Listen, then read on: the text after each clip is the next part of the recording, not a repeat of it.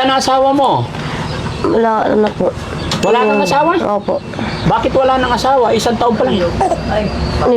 Niloko po kami. Ah, niloko kayo? Opo. Paanong niloko? Pinagpalit po kami sa tiyahin ko. Sa asawa ng tito ko. Yung asawa mo, inasawa niya tiyahin mo? Opo. Eh, paano nangyari yun? Ilang taon ba yung tita mo? 64 po. 64. Eh, yung asawa mo ilang taon? 21 po. Po. Pinagpalit niya yung 19 years old sa 64 years old? Ante mo pa yon. Paano nangyari yon? Tapos parang buntis ka pa yata. Opo. Paano ngayon yan? Doon na po ako nagsisisi. Ha? Ba't po ako nagpabuntis ulit? Bakit pinabayaan ka pa niya? Eh, may anak kayo tapos buntis ka pa. Ay po niya kasi mag-alaga ng bata. Yung, Paano kayo mabubuhay ng anak mo ngayon?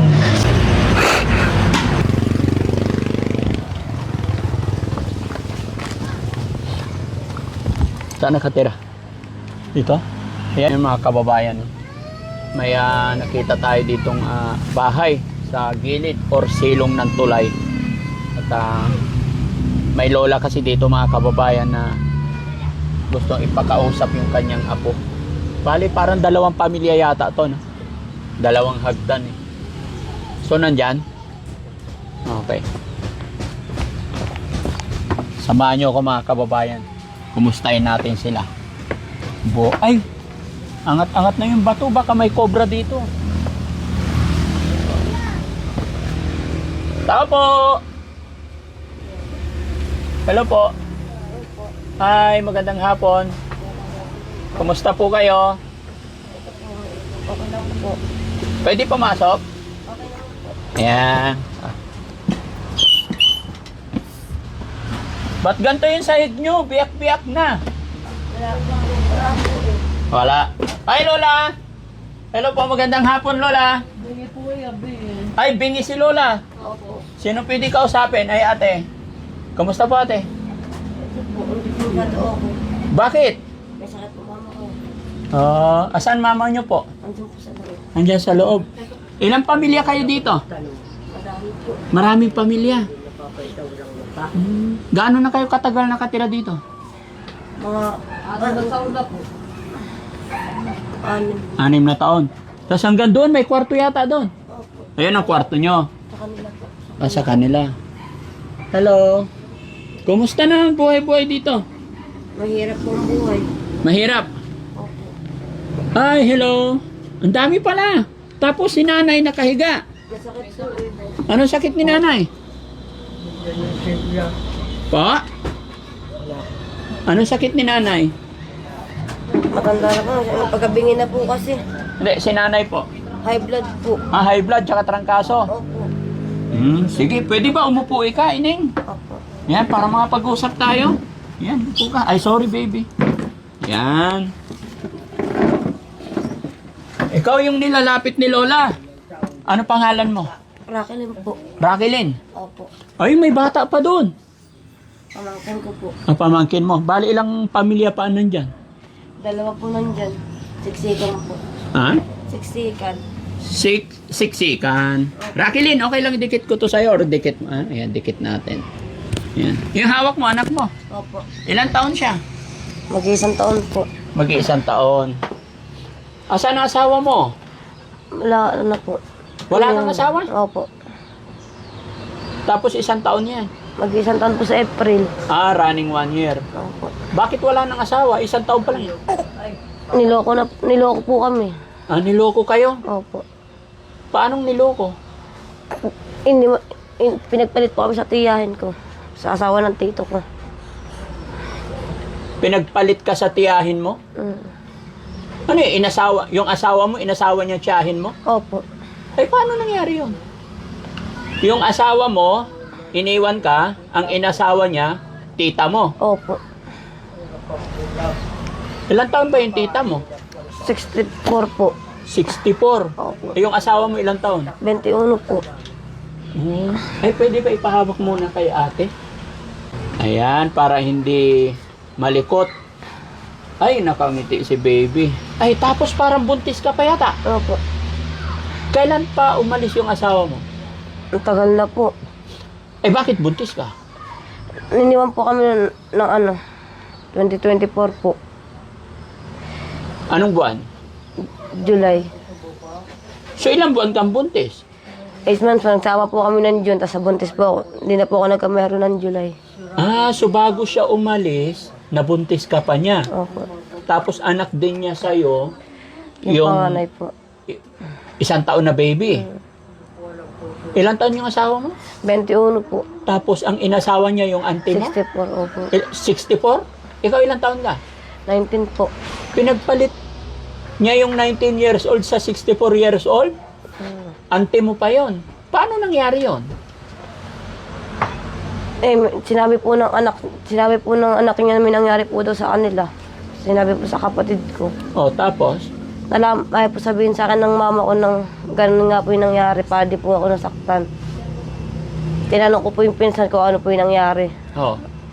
May nangyari nga po daw sa asawa ko tsaka po sa tiyahin ko. Tiyahin mo pa mismo. Ano po? Tapos ngayon sila na nagsasama. Opo. Ay, paano nangyari yun? Bakit? Nagulat na nga lang po ako nang ganun na lang po yung nangyari sa amin. So, anong nangyari? Ano reaction mo? Ayun po, kahit agalit po ako. Hindi kayo nag-usap ng asawa mo? Hindi po, tas yung tiyahin ko rin po, di ko po kinakausap. Hindi mo kinakausap yung tiyahin mo? Hindi po. Teka, dito lang din sila? Opo. Saan sila banda? Sa Balanderia po. Sa? Balanderia sa malapit po saan? Tanay. May anak sila ng tiyahin mo? Yung asawa? Wala po. Oo. Bakit pinabayaan ka pa niya? Eh, may anak kayo tapos buntis ka pa. Wala po. Ewan ko po eh. Hmm? Ewan ko po, iniwan po kami. Mas pinili pa niya. Ay po niya kasi mag-alaga ng bata. Yung asawa ko. Ayaw mag-alaga ng bata yung asawa mo. Opo. Kaya pumunta siya sa 60. Ilang taon? 64 po. Sa 64. Tapos ikaw 19? Parang ang gulo ah. Tapos yung asawa mo 21 pa lang. Opo. Bakit? Paano yun? Hindi ko maintindihan. So dapat nag-usap kayo ng asawa mo, alang-alang man lang sa inyong anak at saka sa Hindi na- magiging anak nyo. Hindi na nga po kami kinakausap eh. Hindi kanyo kinakausap? Opo. Wala kayong ginawang paraan para maging maayos? Wala kang ginawang paraan para maayos? Wala na po eh. Pinabaya ko na rin po. Gawa po yung anak niya rin po, sinasaktan pa rin po niya, hinahagis po niya sa sanggol. Anak ng Anak po niya, hinahagis po niya sa higaan. anak nung asawa mo. Opo. Tamad po kasi mag-alaga ng bata yun eh. Ibig mo sabihin, bago kanya maging asawa, may anak siya ring sanggol. Ayun po yun. Ay, itong anak niya, Opo. yung anak niya sa'yo. Pag nandito siya sa'yo, hinahagis niya yung anak niya. Opo, tapos tamad po magtimpla ng dede. Hindi po maaasahan. Oo. Gaano kayo katagal nagsama ng asawa mo? 1 year, 5 months po. 1 year and 5 months. Sa loob ng 1 taon, 5 buwan, nagkaanak kayo isa, tapos napag-iwanan ka pa ng isa. Oo nga po. Paano ngayon yan? Hindi nga po ako nagsisisi eh. Nagsisisi ka? Opo. Bakit? Ba't po ako nagpabuntis ulit?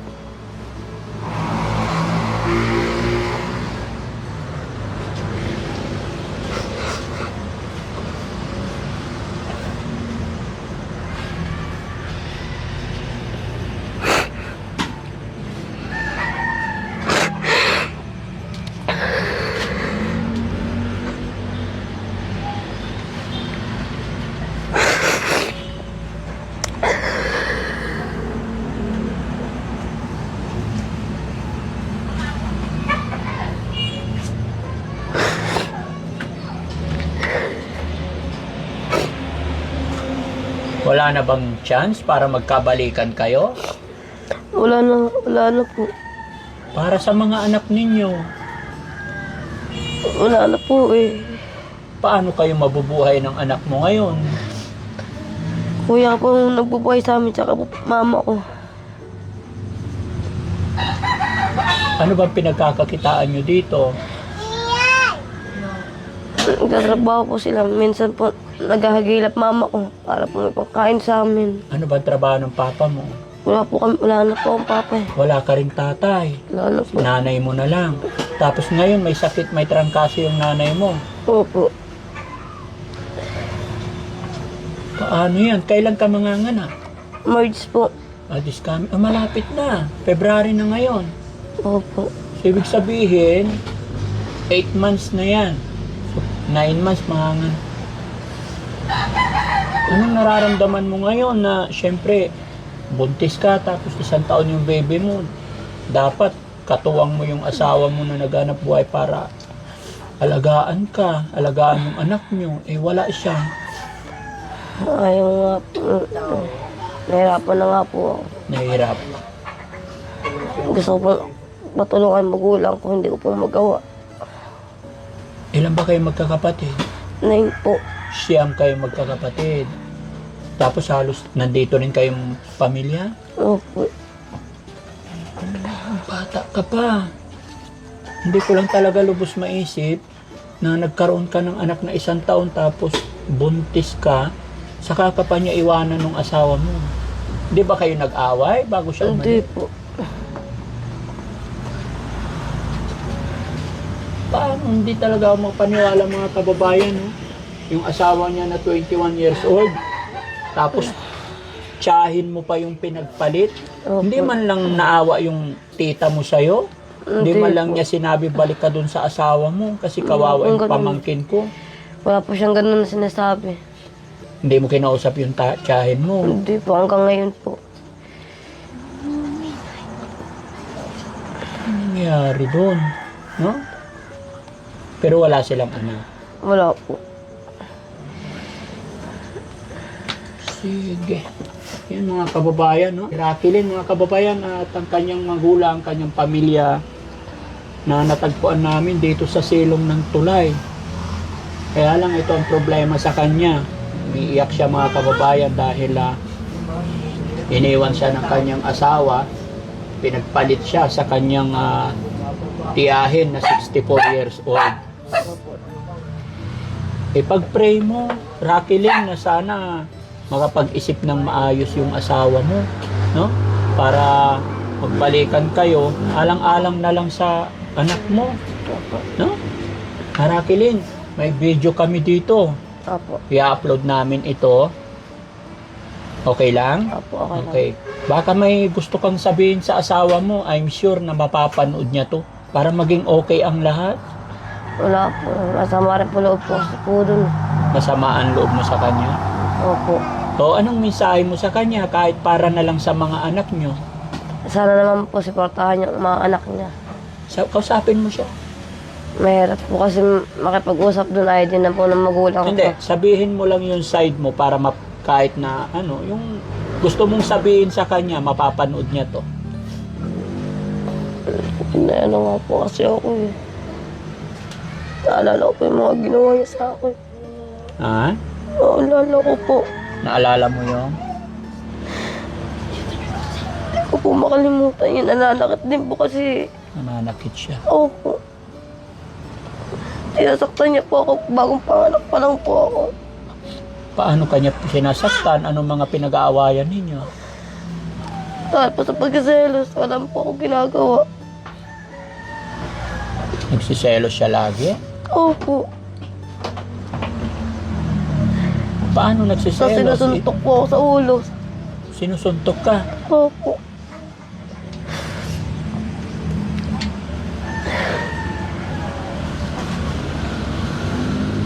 Pero nandito ka lang naman yata sa bahay. Paano pa siya magsiselos? Hindi na nga po ako lumalabas ng bahay. Tapos Tapos? ganun pa po yung nangyari. Oh?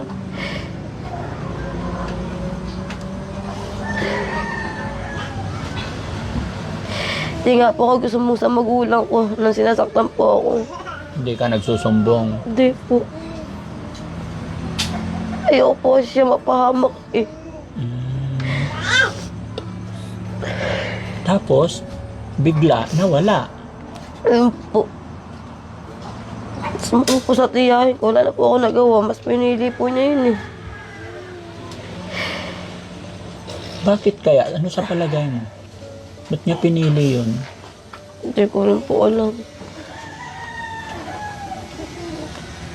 sa tiyahin mo, baka may mensahe ka sa tiyahin mo. Mapapanood din niya to, I'm sure. Wala rin po.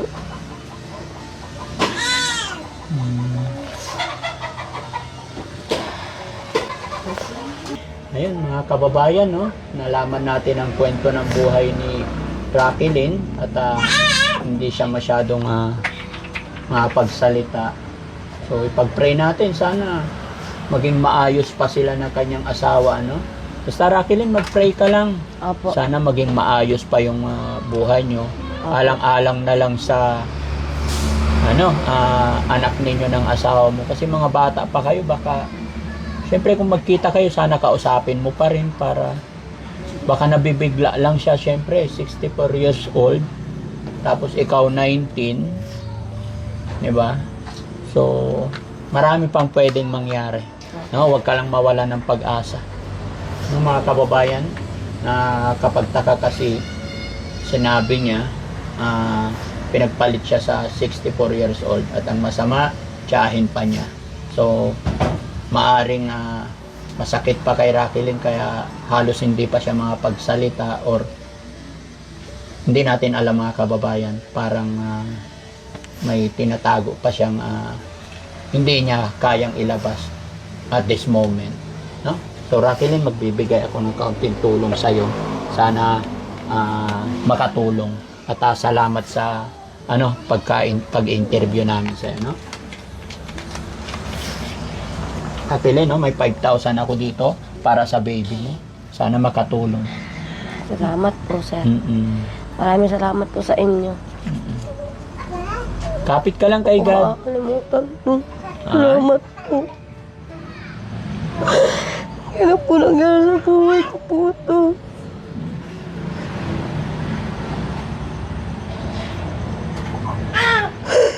Maraming salamat po.